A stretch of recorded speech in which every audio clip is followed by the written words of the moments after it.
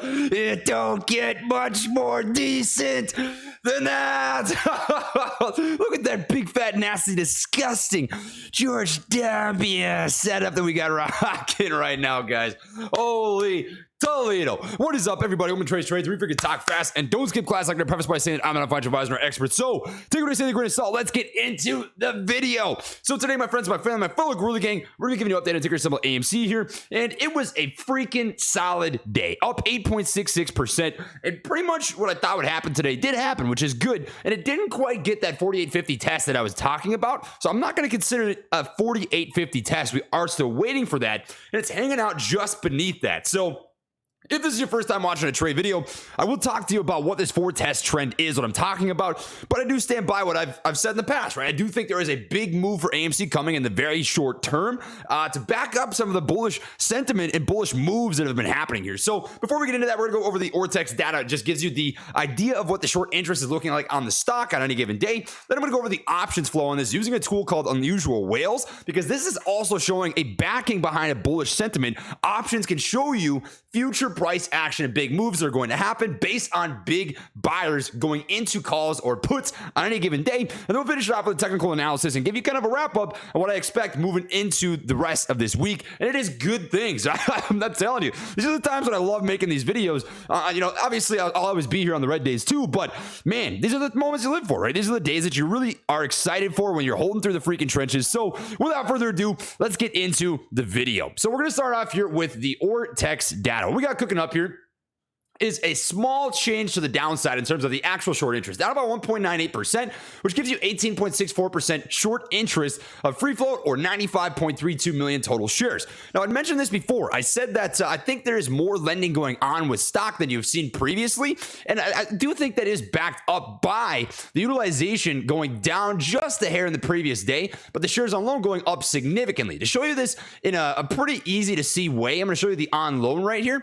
You can see that huge uptick in terms of on loan versus the actual short interest going down just a hair, which tells you there's just more overall supply versus the demand of the shorts coming into this stock. I hear you, buddy.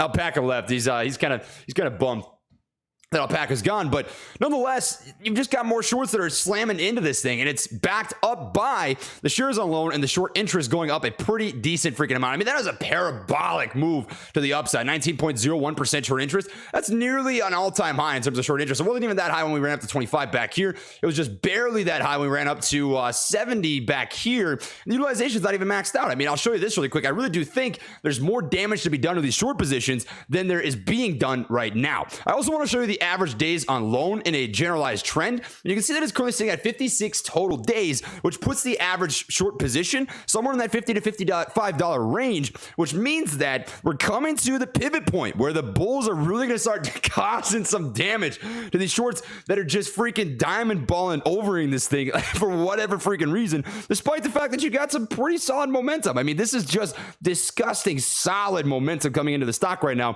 And you can just look at this for the first time, not know much about charts. You can see this is going really, really smooth. I mean, that's a clean trend, pretty predictable one. Things are looking good. So you've got that rocking. Failure to deliver is not much to report here in terms of what's actually coming into the stock. But as always, right, shorts haven't covered their positions. Based off of 85% of the exchange reported data, shorts have not covered their positions. In fact, they're adding to their positions. You can see that simple as day, clear as day, looking at the overall chart and what you see here. Last thing I want to talk about is the cost to borrow, because this is starting to go up once again. The days to cover going up just a little bit. The cost to borrow just slowly starting to ramp up. But where you really see that pressure come in is when it gets back into those high ranges. That 18% range, 15% range, that maximum cost to borrow I've seen in the 100% plus range before, and that'll come when the utilization is maxed out. Put simply, right, all that you're looking for is a lack of supply with a huge amount of demand. So that's what you got rocking here with the utilization and the short interest data. The flow, this is probably what I'm the most excited to talk about, guys, because you had some really massive bullish orders coming into this. I mean, come on. So these are $50,000 premiums, right? I'm going to show you the filters that I've got set on this. You can see that the premium range is $50,000, meaning that all these orders are worth at least $50,000 in premium, which is in this column right here. If you're interested in the strikes, you want to pause the video, you can look at the strikes right here as well. And these are all ask side slaps, meaning that these are long call positions or long put positions. They're not bid side, meaning that You're not looking at covered calls and that sort of thing.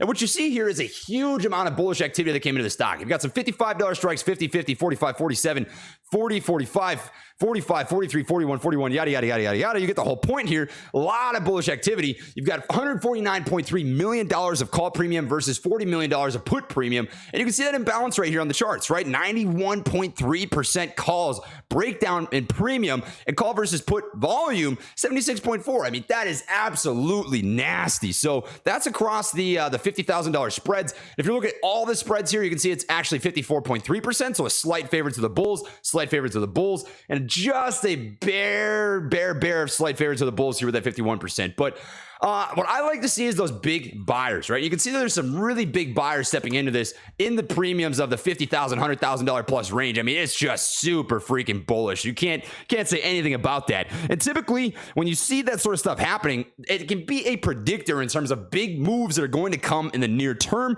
And I would say that's a pretty good one. And I'm going to tell you why, right? I've been here through the trenches. I've seen the freaking tough days. I've seen the good days. I've seen everything. The fucking shadow realm, guys. I mean, just some tough times. And you can see that, during those tough times, there's a lot of put orders that came in, right? There was a lot of heavy short selling that took place, and the sentiment wasn't there. But now you do have that sentiment. You do have the big buyers stepping back in. So you have huge freaking options plays coming into the stock, and it backs up the trend. And what is that trend, my friends? It's a very simple one. I've said this before. I'll say it again. What you're watching with AMC is what I would call a Tesla-like squeeze. Now, I don't mean this. We live in a vacuum, right? We're not going to see the exact same thing that happened with Tesla happen with AMC.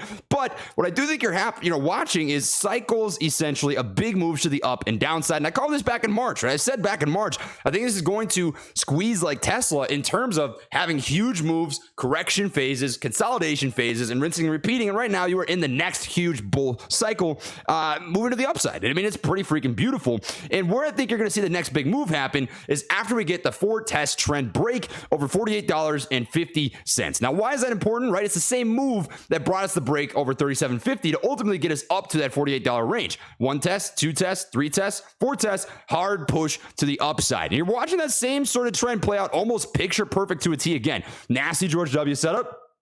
Test, break, right? It's coming. I mean, this is just as good as it gets. You've got the exact same freaking pattern playing out back to back. I mean, that's just a beautiful cup and handle setup. You've got a triple top set up for a potential 4th test coming into the next trading day, maybe 2 trading days, right? But it's there. I mean, it is absolutely there. And when you get that break over 48.50, guys, it is going to move hard. Now, how many touch points have we had here, right? That's 1, that's 2, that's 3. This is not quite 4. It didn't quite test that 48.50 level, so I'm not going to consider that one yet. Hanging out just beneath it. So I can see a couple different things happening here, right? You can see potentially some sort of pullback down to this upside trend line where this upside level of support, and then ultimately a retest back up to that 48.50 range to actually get the true test of that level and a breakthrough.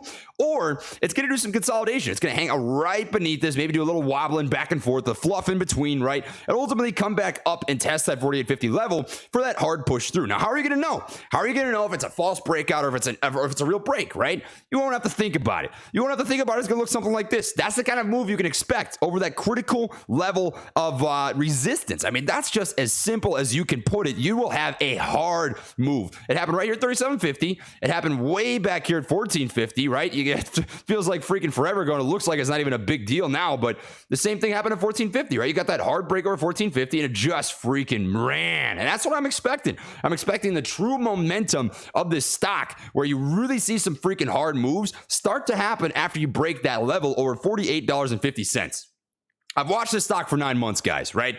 I've been here for a while watching this thing go through all the things that our girl Amy does, and this is predictable, right? I'm telling you right now. I've had days where I put out videos, I'm like, guys, I don't know what to tell you.